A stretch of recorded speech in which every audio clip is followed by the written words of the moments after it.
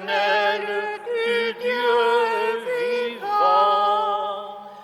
Gloire à toi, Seigneur. Le Seigneur soit avec vous. Évangile de Jésus-Christ, selon saint Marc. Jésus prend avec lui Pierre, Jacques et Jean et les amène, rien qu'eux, à l'écart, sur une haute montagne. Et là, devant eux, il est transfiguré. Ses vêtements deviennent resplendissants et d'une blancheur telle que personne sur terre ne peut obtenir une blancheur pareille. Élie apparaît avec Moïse. Il parle avec Jésus. Pierre prend la parole. Rabbi, comme on est heureux d'être ici. Elles sont trois tentes, une pour toi, une pour Moïse, une pour Élie. De fait, il ne sait pas quoi dire, tant il est saisi. Survient la nuée qui les couvre de son ombre. De la nuée, on entend une voix. Celui-ci, c'est mon fils bien-aimé. Écoutez-le. Et soudain, il regarde tout autour. Il ne voit plus que Jésus, tout seul. Quand ils descendent de la montagne, Jésus leur défend de raconter à personne ce qu'ils ont vu, avant que le Fils de l'homme ne soit ressuscité des morts. Et ils resteront fermement attachés à cette consigne, tout en se demandant entre eux ce que ça voulait dire. Ressuscité des morts. Acclamons la parole de Dieu.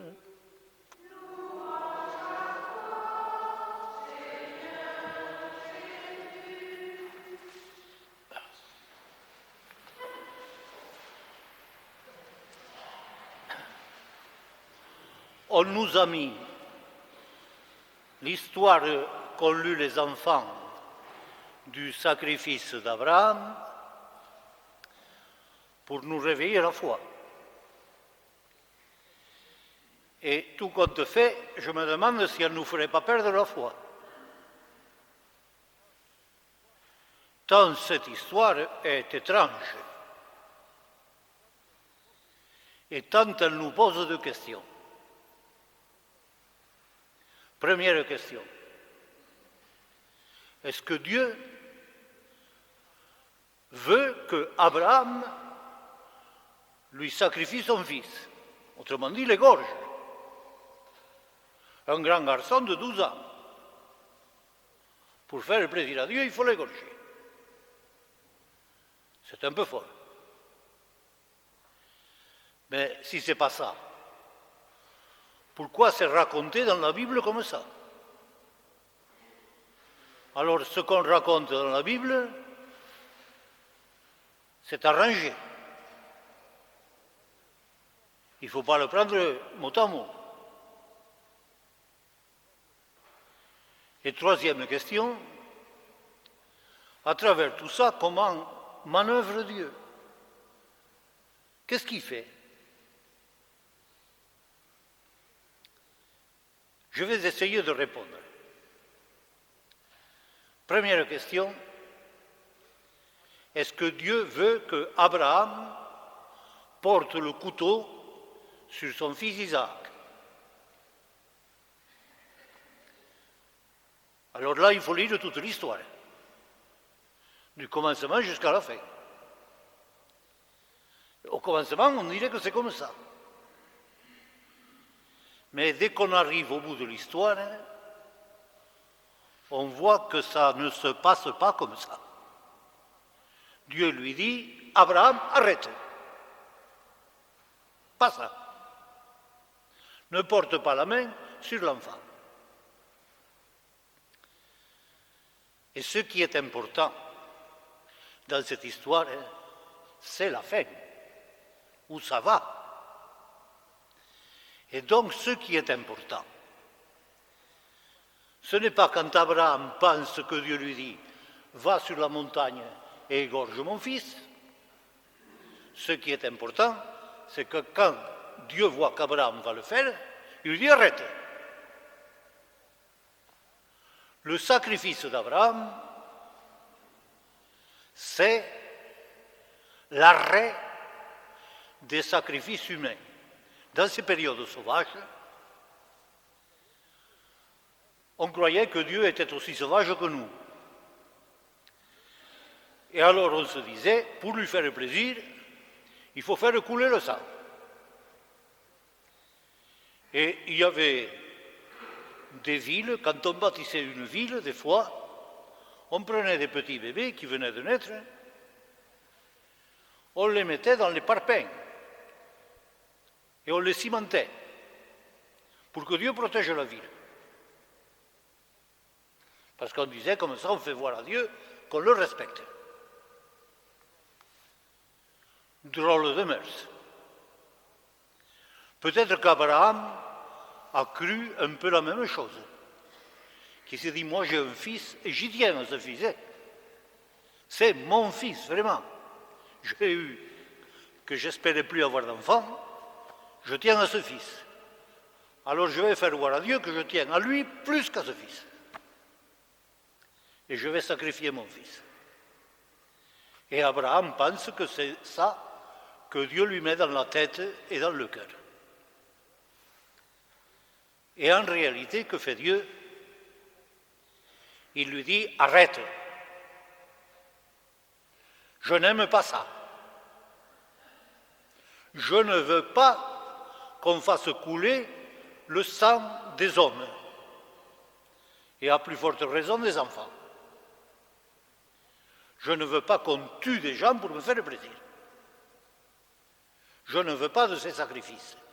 Et le sacrifice d'Abraham, c'est l'arrêt des sacrifices humains. Il n'y en aura plus chez les amis véritables de Dieu. Ça sera des religions rétrogrades qui feront ça encore. Alors, comme Dieu sait qu'on est sauvage et qu'on a besoin de faire couler du sang, il dit, si vous avez envie de faire couler du sang, prenez des moutons. Il y a un mouton là.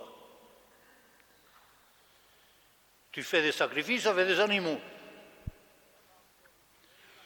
Et ça va encore durer un temps, et parce que Dieu est patient.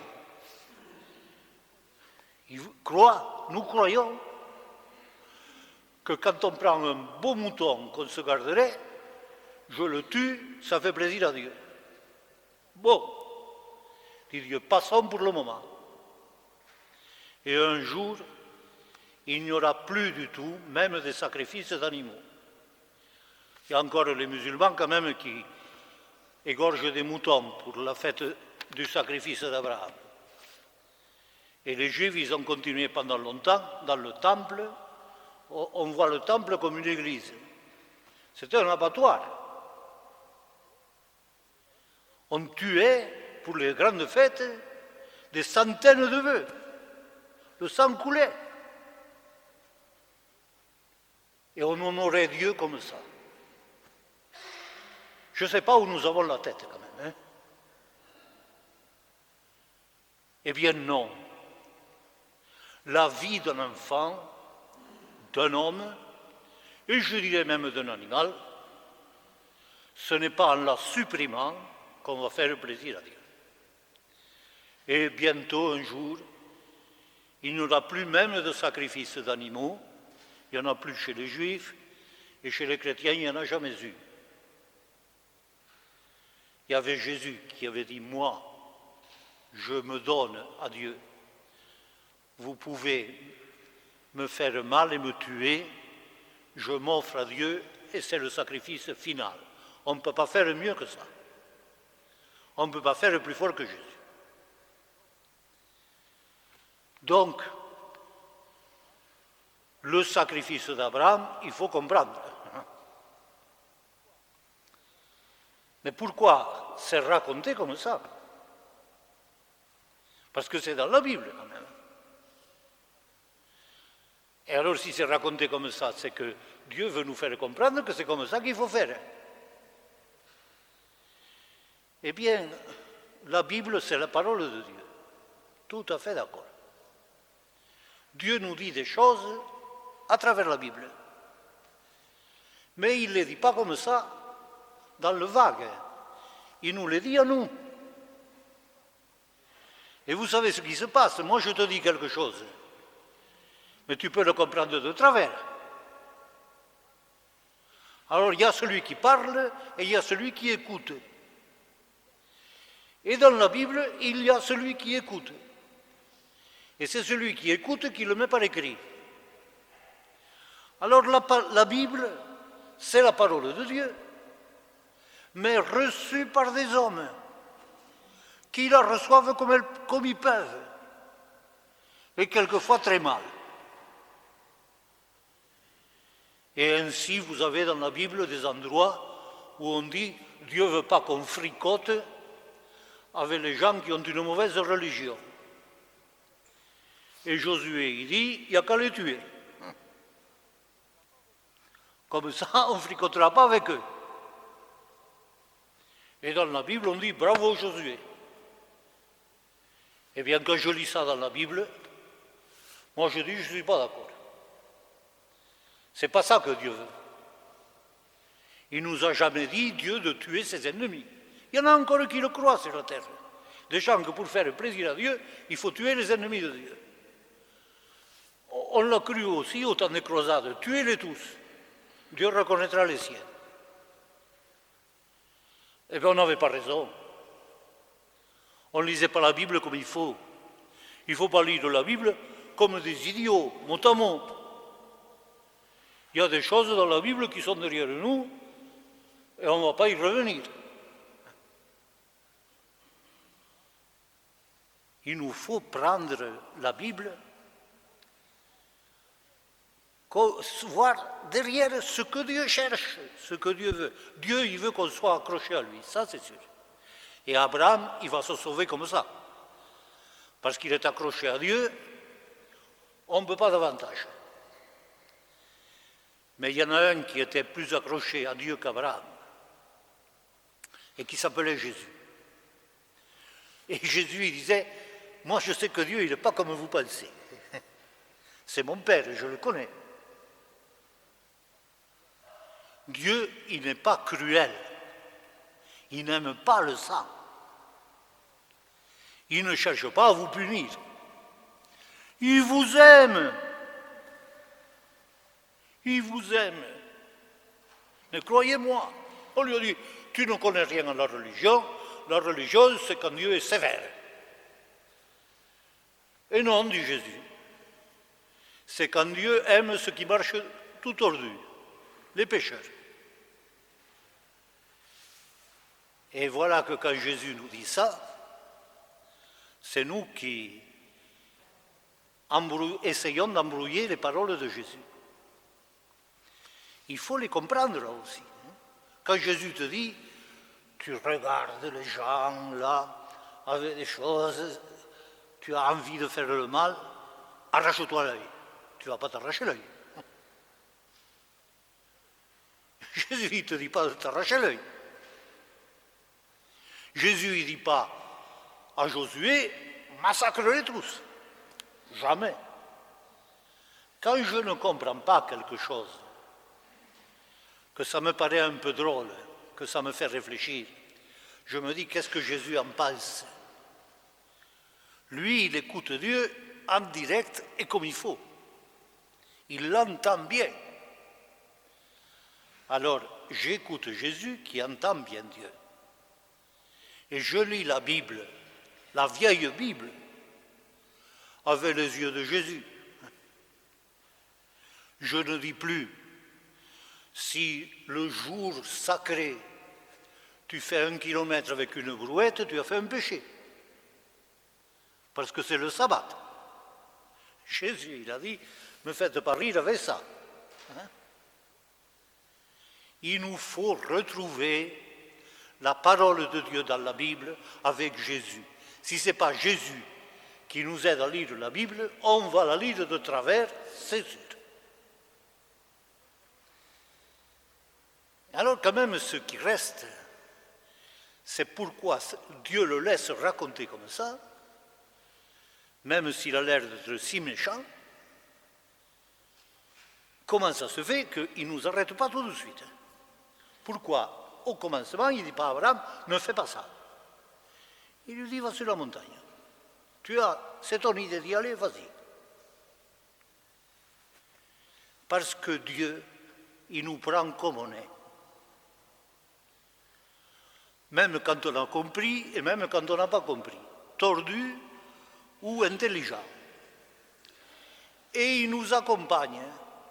Il fait comme un papa qui aurait un enfant qui penserait qu'à faire des bêtises. Et il penserait, cet enfant, en plus, que ces bêtises, ça fait plaisir à son père. Alors il ferait encore plus de bêtises. Et le papa qui voit bien que son enfant, il fait ça pour lui faire plaisir, il lui dit, allez, va. Et puis quand il va faire la bêtise, il l'arrête. Arrête. Il le guide. Il le remet sur le chemin. Et Dieu n'arrête pas de faire ça avec ce petit peuple d'Israël qu'il avait choisi, qui sont toujours en train de prendre les mauvais chemins. Et Dieu les redresse toujours. Parce qu'il les aime. Parce qu'il les aime. Si je l'oublie un moment, ça, que Dieu, c'est quelqu'un qui nous aime comme un fou, qui nous aime. Je n'ai rien compris à la religion. Je vais tout prendre de travers, comme a pu le faire Abraham. Mais Dieu a vu qu'Abraham, derrière tout ça, il voulait faire voir à Dieu qu'il l'aimait plus que tout. Bon, dit Dieu, ça c'est bien. Tu as la foi, tu es bien accroché, mais je vais me mettre à côté de toi et je vais te guider. Et je t'arrêterai quand il faudra. Et Abraham se laisse arrêter. Alors Dieu lui dit, là c'est bien, je te bénis. Ce qui est terrible dans cette histoire du sacrifice d'Abraham, c'est que là-dessus, nous sommes venus nous compliquer la sauce. Et que, on l'a dit ça chez les chrétiens, on a cru que parce qu'on faisait souffrir quelqu'un, c'était bien. Qu'on se faisait souffrir, c'était bien. Et on disait, regardez Jésus, son père qu'il aime, il le fait souffrir. C'est son père qui lui dit, il faut que tu meures. Alors Abraham, il n'avait pas planté le couteau. Mais pour Jésus, le père, il ne s'arrête pas, il faut qu'il soit mort. Alors nous pensons que Dieu, le Père, a massacré son fils, Jésus, pour payer je ne sais pas quoi. Eh bien, ça ne tient pas la route. C'est pas vrai. Qu'est-ce qui s'est passé? Qui c'est qui a tué Jésus? C'est Dieu qui a trahi Jésus? Non, c'est Judas. C'est les anges de Dieu qui ont planté les clous dans la croix. Non, c'est les soldats romains. C'est Dieu qui l'a commandé? Non, c'est les grands prêtres juifs. C'est la foule qui criait à mort.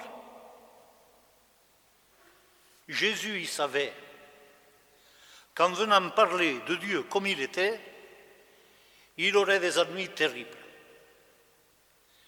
Et il a dit, ça fait rien, mon père, on y va tous les deux, on prendra tous les coups, jusqu'à la mort. Et il les a pris. Et pendant ce temps, vous croyez que son père, il disait, ah, ça c'est bien, Jésus, il souffre, plus il souffre, mieux c'est, me dit donc. Toi, si tu voyais ton enfant qui est comme ça, hein, tu dirais, c'est bien. Et Dieu, il ne vaut pas mieux que toi. Non, le Père aussi a souffert à travers la passion de Jésus. Il a souffert aux côtés de son Fils. Et puis, à la fin, ils savaient tous les deux qu'ils seraient les plus forts, parce que ce n'est pas la violence, la mort, la souffrance qui auront le dernier mot. C'est Dieu. Et Dieu, il aura le dernier mot. Non pas comme on pensait, il va casser tous ceux qui sont mauvais. S'il ne les casse pas, ils vont lui tomber dessus. Il a dit, tombez-moi dessus. Mais moi, je ne vous ferai pas ce mal. Et il a offert tout son amour, même quand on lui crachait dessus. Et il continue de nous aimer comme ça. Et quand on souffre, qu'on est malheureux, qu'on a de grands malheurs, il ne faut pas dire qu'est-ce que j'ai fait au bon Dieu pour qu'il m'envoie tout ça. Non, il ne faut pas dire non plus Dieu il doit m'aimer beaucoup puisqu'il me fait tant souffrir. Non. La souffrance c'est comme ça, c'est comme la pluie et le beau temps, ça te tombe dessus. Et si j'attrape le cancer, c'est pas parce que j'ai fait plus de péché que les autres. Et je vous dis ça aujourd'hui. Parce qu'il y a quelqu'un qui était là tous les dimanches avec nous et qui vient de mourir cette nuit du cancer. C'est Denise Guiraud de Juz. Je la voyais encore cette semaine. C'était une chrétienne. C'était une femme généreuse, vivante, active. Elle pensait encore à son jardin il y a un mois. Je l'ai vue prier et dire, maintenant qu'est-ce qu'il attend, le bon Dieu, pour me prendre? Elle était en train de donner sa vie. Elle ne criait pas sur Dieu. Elle savait que Dieu l'aimait. Et j'aurais voulu que vous entendiez la façon dont elle le disait, le Notre Père, mercredi dernier encore. Eh bien, c'est ça, le secret. Le secret, notre secret, il est tout simple.